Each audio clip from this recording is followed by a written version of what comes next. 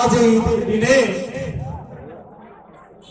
আমার এমন কপাল, সারা আজকে আমার পড়া পড়াইবে, সারা জীবনটা পড়া পড়লো, আজকে ঈদের দিনে সারা কি করি না, পড়া তো রেডি করা দরকার, তাহলে ব্যান্ডের বাড়ি খাওয়া লাগবে। ও সাত গরু রসলা করেছিল নাকি? একটি গরু চারটি পা, চারটি পা, দুইটি শিং, একটি গরু চারটি পা, চারটি পা, চারটি গরুর একটি পা, চারটি গরুর একটি পা, একটি গরু চারটি পা। কি যে করি, সব তো ভুলে যাচ্ছি। আর আসলে তো আবার ব্যান্ডের বাড়ি খাওয়া লাগবে।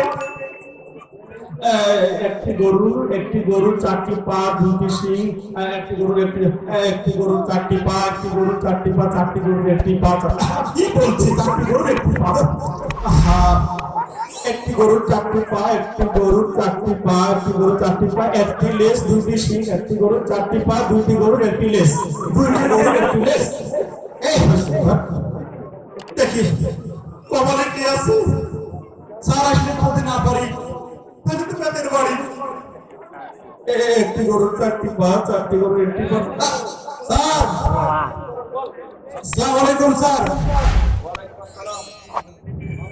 কি অবস্থা, পড়াশোনা কি অবস্থা, রচনা? স্যার একদম পানির মতো রচনা আছে স্যার। কতটা কি দিছিলাম মনে আছে? স্যার মনে, স্যার ওই যে গরু রচনা দিছিলেন স্যার। হ্যাঁ, এটা আমার গাই হোক, তুমি ঈদের দিনে পড়াশোনা করতেছো। স্যার আপনার এই যোগ্য ছাত্র ঈদের দিনে পড়াশোনা করবে না স্যার, আমি সব মুখস্থ করছি স্যার। তোমার ছাত্র আছে বিধায় আমাদের মতো শিক্ষকরা গর্ব করে কথা বলতে পারে। তবে জেনে রাখো, এই যে ব্যাট কিন্তু আজকে সিলে নিয়ে আসেনি, একটু যদি 19-20 করো, যে ব্যাটগুলো আছে না কি বলে,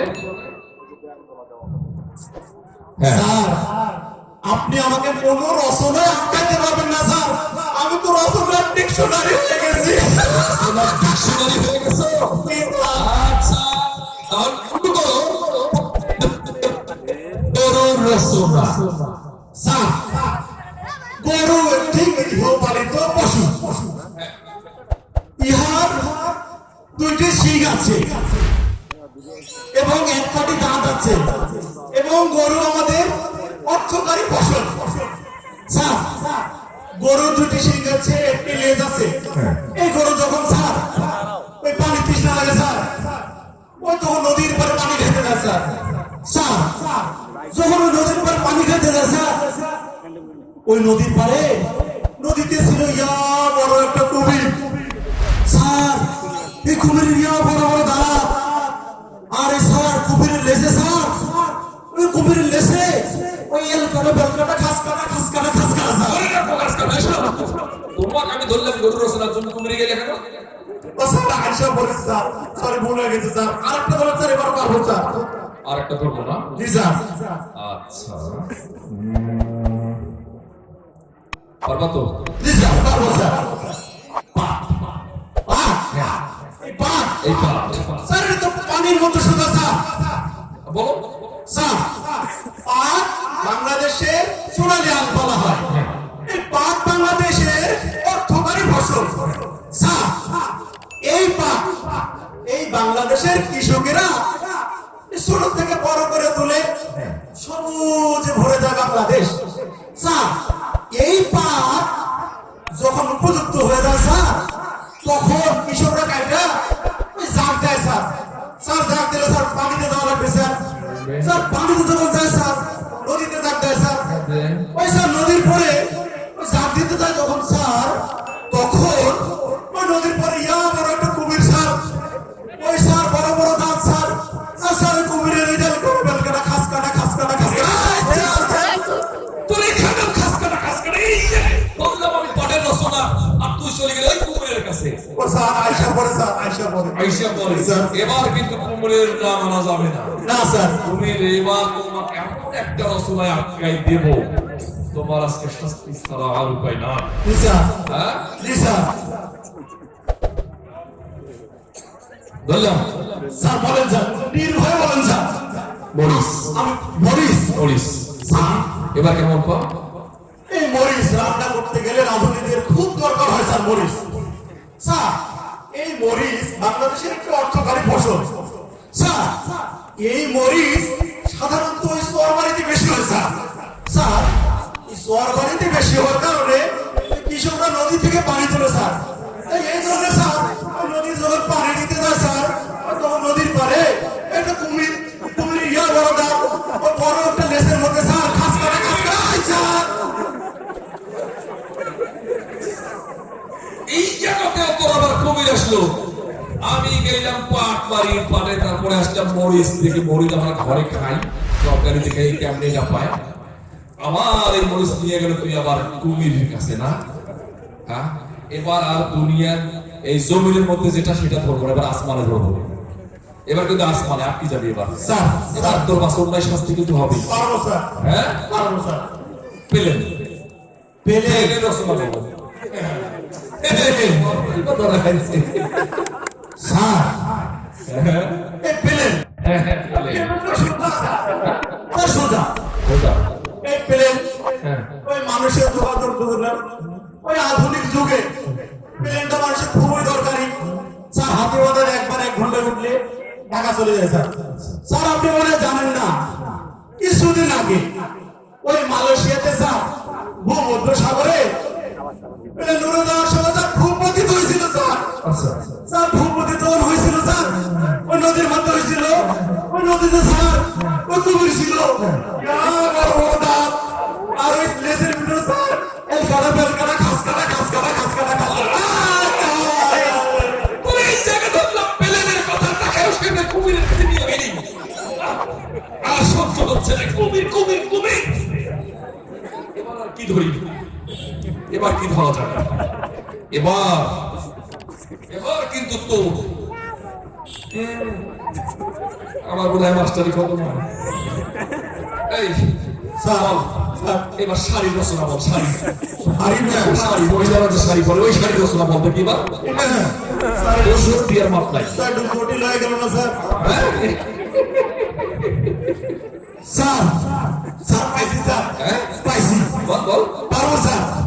স্যার, শাড়ি হ্যাঁ এটা বাংলাদেশের একটু এই শিল্প আমাদের যে আছে স্যার, আমাদের এই শিল্প বড় একটা শিল্প আছে গার্মেন্টস শিল্প। এখানে স্যার শাড়ি তৈরি হয় স্যার। স্যার, এই ঈদে উৎসবে অনেক মা বোনেরা শাড়ি পরে স্যার। বলো কোথাও। স্যার, ওই যখন শাড়ি পরে সুন্দর করে সেজে গুজে কাকে একটা কলসি দিয়ে স্যার নদীর জলে ফেলে দিলে যায় স্যার। স্যার, যখন নদীতে পানি নিতে যায় স্যার, ওই নদীর পরে আবার কুমির স্যার, ইয়া বড় বড় দাঁত, আর লেজটা এলকাটা বেলকাটা খাস কাটা খাস কাটা খাস কাটা খাস কাটা খাস কাটা স্যার।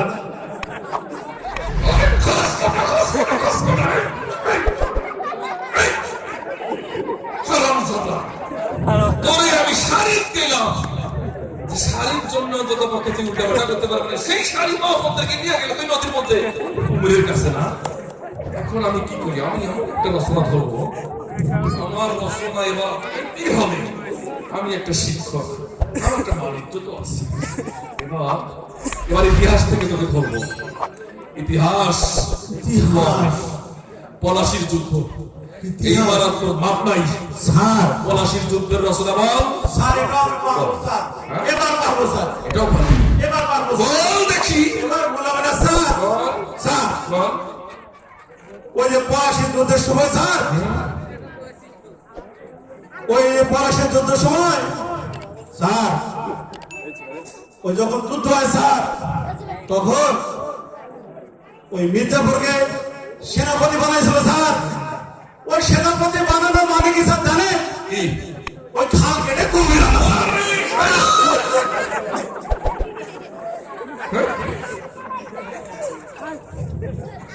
তোর সহ্য হচ্ছে না, হচ্ছে না। তোর এখন শাস্তি পাইতে হবে, তোর শাস্তি আছে। এবার তোর শাস্তি গ্রহণ করতে হবে। তুই ব্যাংদোলা তোর সাথে কথা হয়েছে, ব্যাংদোলা হ। স্যার মাফ করে দেন স্যার। না মাফ নাই, স্যার মাফ করে দেন তোর স্যার। শাস্তি নিতেই হবে। বইতো বইতো বইতো বই দে। স্যার শুরু কর। ব্যাং হলে বিচার। হ্যাঁ হ্যাঁ এক্ষুনি। স্যার হ্যাঁ মাফ করুন না স্যার। না, মাফ নাই। তুই আমার সর্বনাশ করে ফেলছিস। স্যার অনেক বড় দোষ স্যার, মান সম্মান আছে স্যার। যেটাই ধরি সেইটা যে কুমড়ির কাছে নিয়ে যায়। কান্দর স্যার কান সময় নেই। স্যার মানুষ আছে অনেক স্যার।